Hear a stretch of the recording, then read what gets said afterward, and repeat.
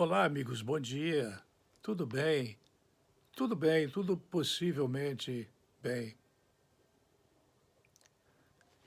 Eu andei lendo alguma coisa aí, não me lembro mais muito bem onde foi, mas que insistiu na questão da reconstrução feita depois das guerras. Principalmente aparece aquela turma de empreiteiras para as licitações dos governos utilizarem aqueles famosos aditivos contratuais que os advogados fazem a pedido de vereadores, prefeitos, vice-prefeitos, deputados, senadores, deputados estaduais, federais, presidentes e por aí vai. Eu sei de uma única exceção na fabricação do fórum aqui em Rio do Sul, na construção do fórum de Rio do Sul, a empresa que quis fazer um aditivo contratual e a Justiça de Rio do Sul não concordou, certamente depois de ter ouvido a Justiça de Florianópolis, o feudo de Florianópolis.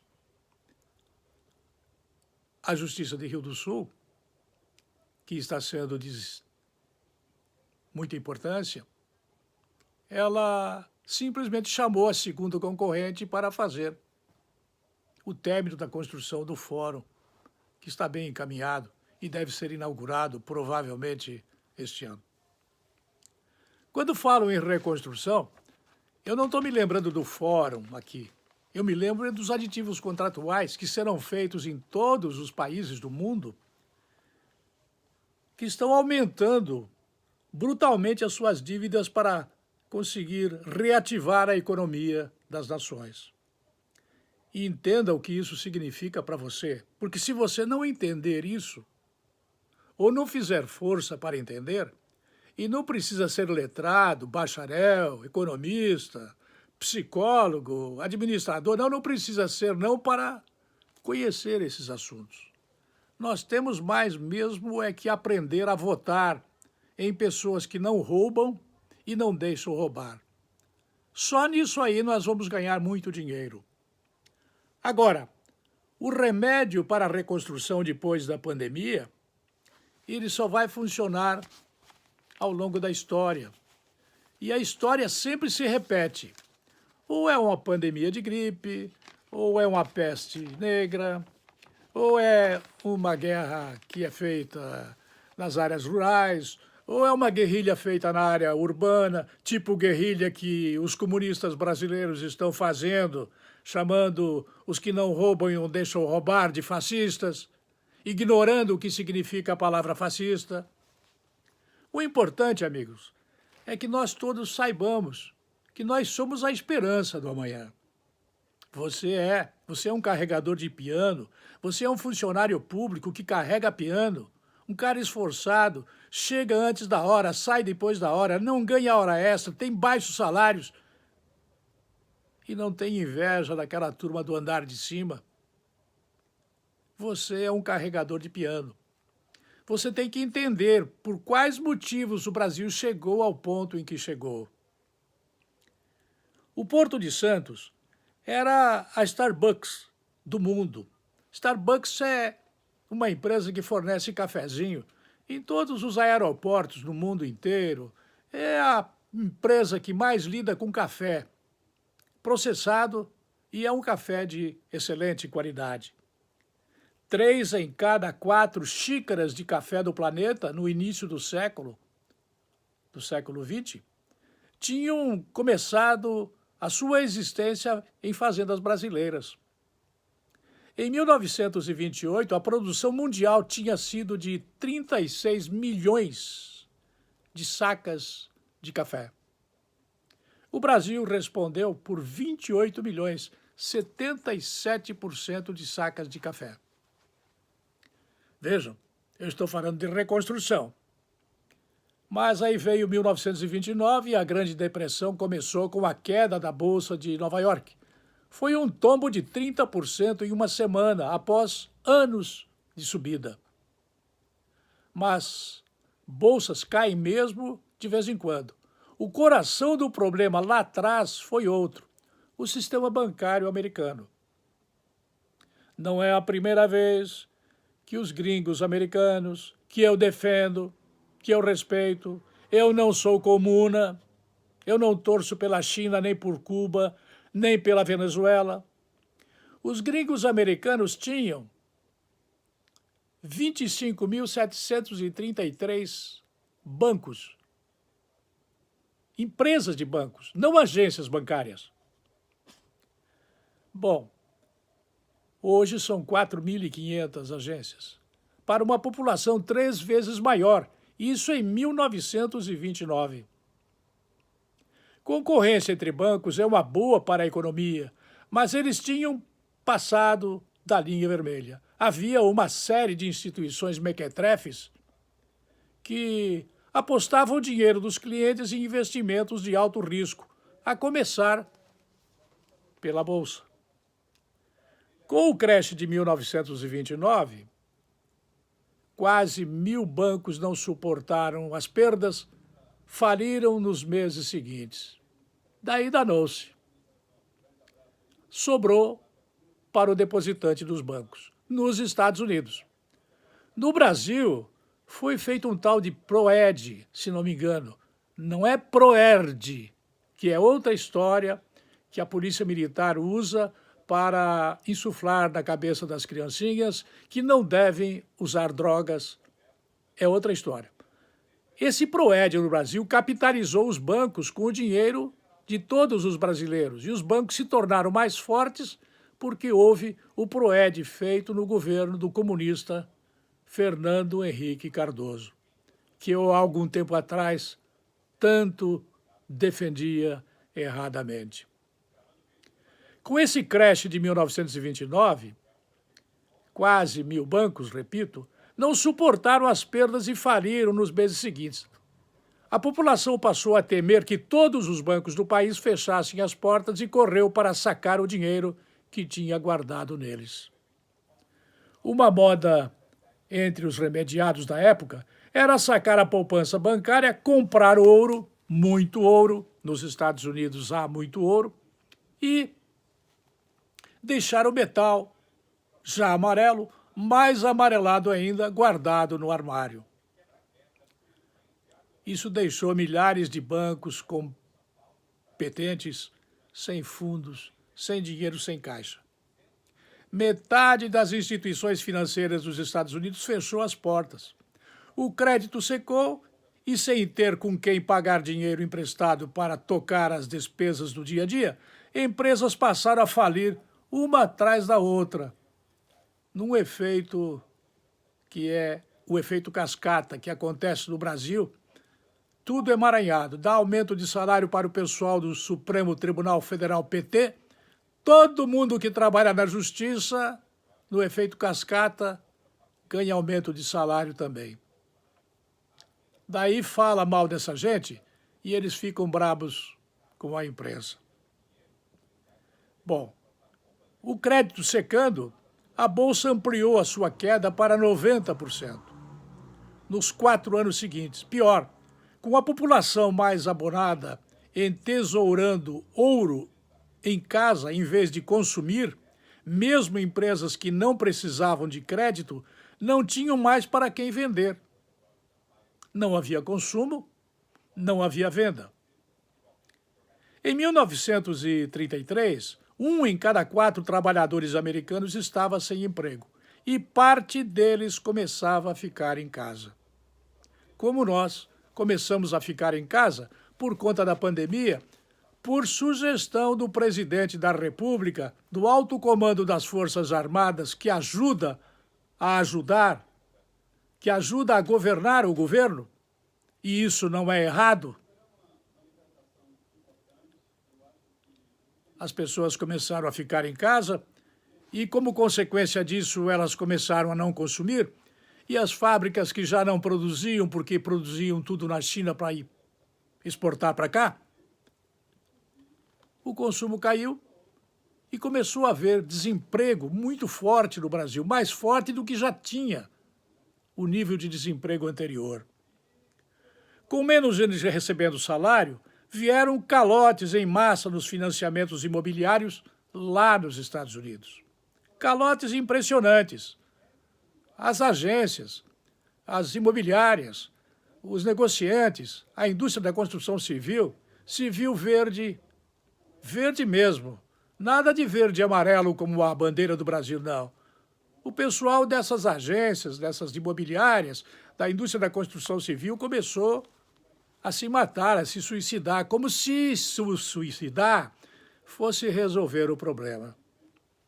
2 milhões de americanos ficaram desabrigados e formaram favelas nos terrenos baldios das cidades, chamados shantytowns. Para você que pode eventualmente não saber, eu estou falando para ouvintes de rádio, shanty significa barraco.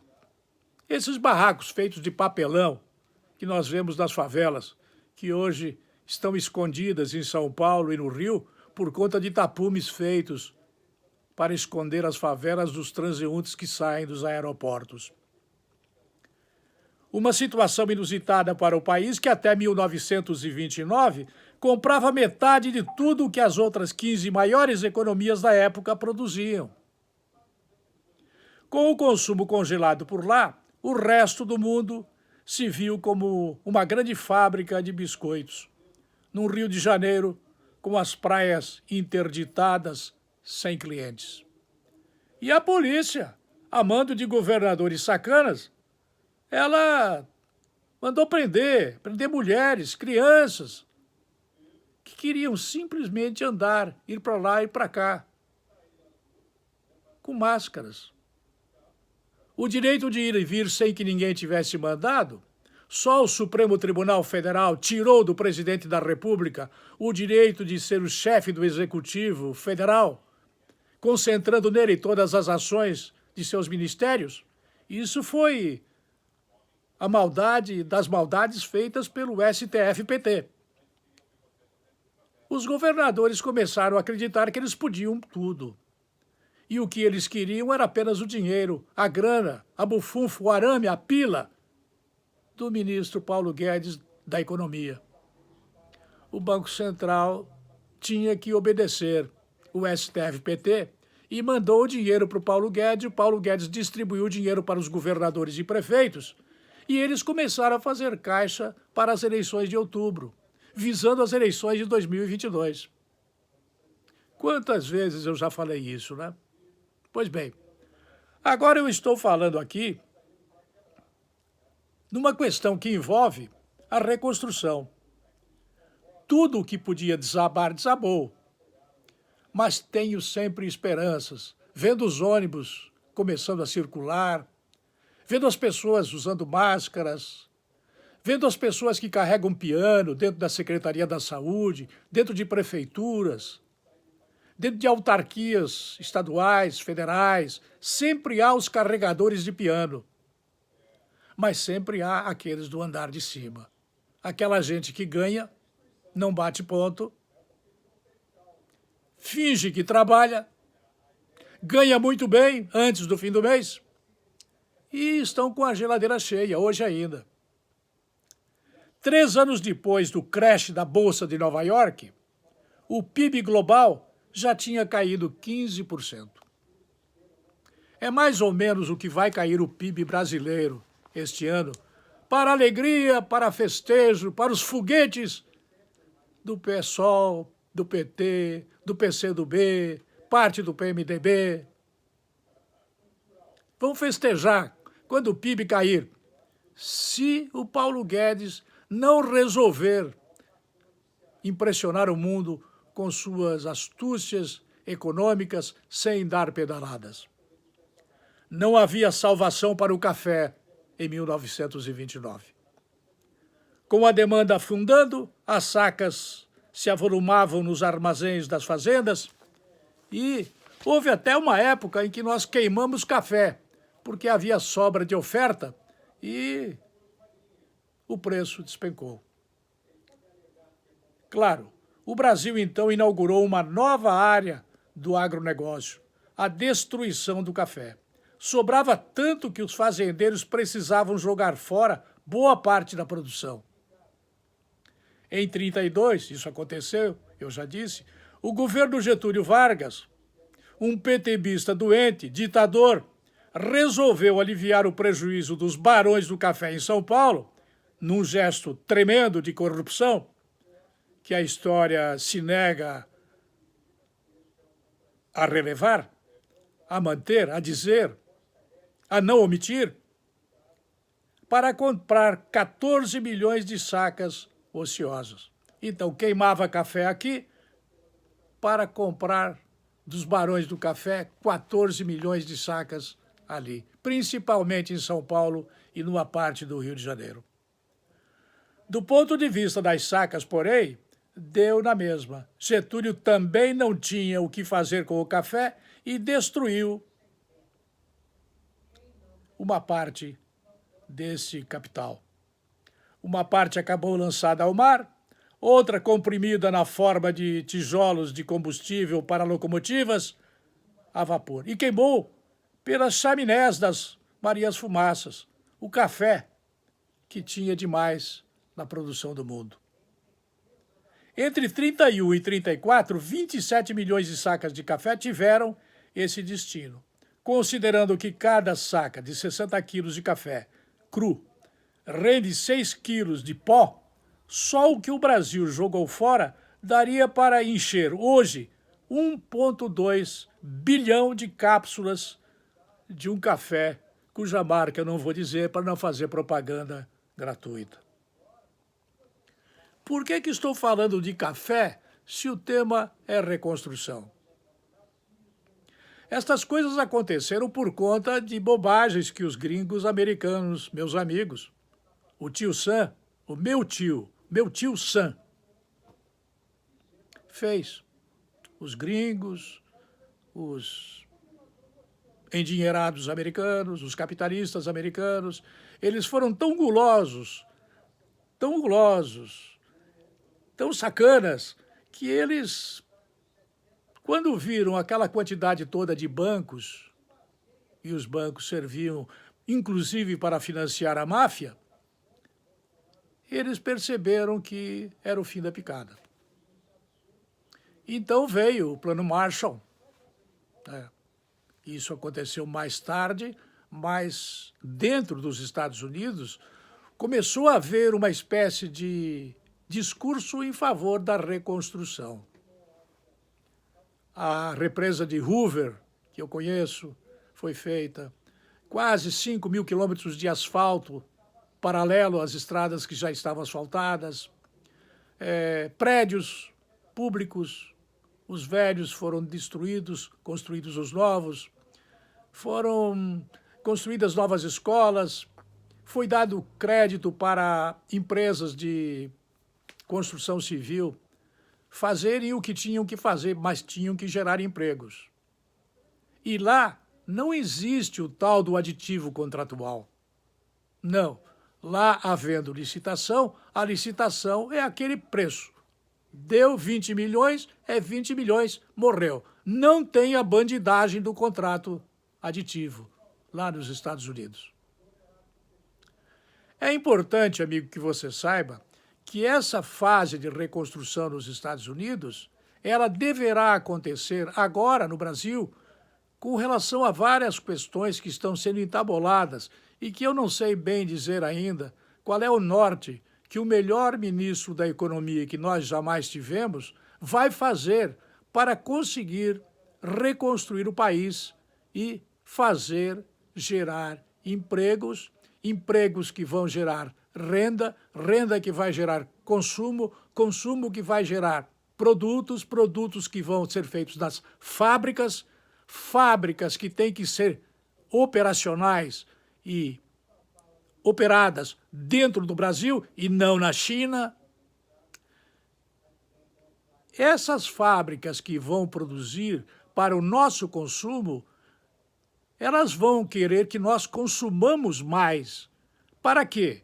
Para que elas tenham capacidade de vender mais e o comércio venda mais. Vendendo mais, todos vão comprar, vão viver, os salários vão começar a rodar novamente e esse ciclo não vai mais ser interrompido, a menos que os chineses resolvam inventar mais um vírusinho para mandar exportar para todos os países do mundo e deixar o Ocidente de joelhos ante a China. Esta é a história da reconstrução. Assim aconteceu no Vietnã do Sul, no Vietnã do Norte, depois da Guerra do Vietnã. Assim aconteceu em 1945, depois que terminou a Segunda Guerra. Assim aconteceu em 1932, depois que terminou a Primeira, se não me engano. E assim será. Nós temos que ajudar consumindo. Eu não digo que devemos jogar dinheiro fora. Temos que ter poupança, porque a poupança ajuda a construir casas populares, por exemplo. A Caixa Econômica é que está suportando esta demanda de dinheiro com a venda de títulos no mercado externo. 4,5 bilhões de dólares foram lançados em títulos de longo prazo, 10 e 15 anos, no mercado externo, para trazer esse dinheiro aqui para dentro, para distribuir às pessoas da iniciativa privada, inclusive muitas pessoas que não deveriam ganhar auxílios emergenciais da área pública, passaram a receber erradamente, ou por culpa do computador, ou por culpa do programador do computador, ou por culpa dos políticos que sempre dão um jeitinho de Mateus, primeiros os meus. Vamos torcer para que a era da reconstrução ela seja um motivo de esperança. Não podemos ser pessimistas. Vamos sonhar com otimismo. Vamos sonhar com a construção de líderes novos. O Brasil precisa de líderes novos. Os bandidos precisam voltar para a cadeia. Nós precisamos de líderes puros, que saiam fora da gandófia, que saiam fora da picaretagem política. O Brasil precisa de governos que não roubem e não deixem roubar. Ao falar este pensamento, eu quero dizer para vocês que a sociedade civil brasileira, infelizmente, através das faculdades estatais e públicas principalmente, mas não somente, ela coloca no mercado líderes que roubam e deixam roubar. Fazem caixa 2, sonegam, não emitem nota.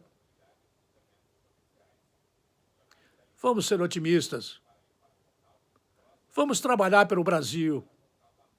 Não perguntemos, vou repetir uma frase, acho que de John Fitzgerald Kennedy. Não perguntemos o que o Brasil pode fazer por nós. Digamos o que nós queremos e podemos fazer pelo nosso Brasil verde e amarelo. Eu volto amanhã. Até lá.